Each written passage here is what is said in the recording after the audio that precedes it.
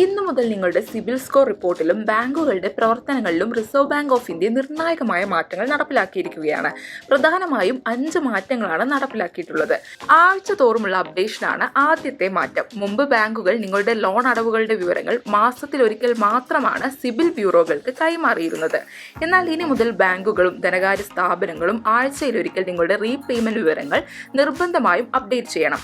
ഇതിലൂടെ നിങ്ങൾക്ക് പുതിയ ലോണുകൾക്ക് അപേക്ഷിക്കുമ്പോഴുണ്ടാകുന്ന അനാവശ്യ താമസം ഒഴിവാക്കാൻ സഹായകമാകും. തെറ്റുകൾ തിരുത്താൻ വൈകിയാൽ ബാങ്ക് പിഴ നൽകണമെന്നുള്ളതാണ് രണ്ടാമത്തെ മാറ്റം.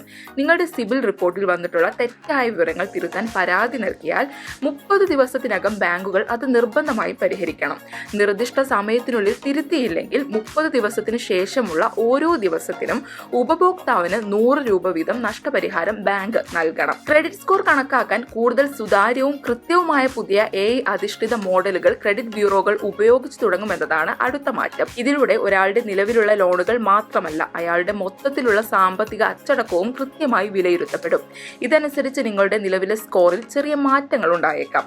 നിങ്ങളുടെ പേരിൽ എവിടെയെങ്കിലും ലോണിനായോ ക്രെഡിറ്റ് കാർഡിനായോ അപേക്ഷ സമർപ്പിക്കുമ്പോൾ അപ്പോൾ തന്നെ നിങ്ങളുടെ മൊബൈലിലോ ഇമെയിലിലോ അലേർട്ടുകൾ ലഭിക്കുമെന്നതാണ് അടുത്ത മാറ്റം.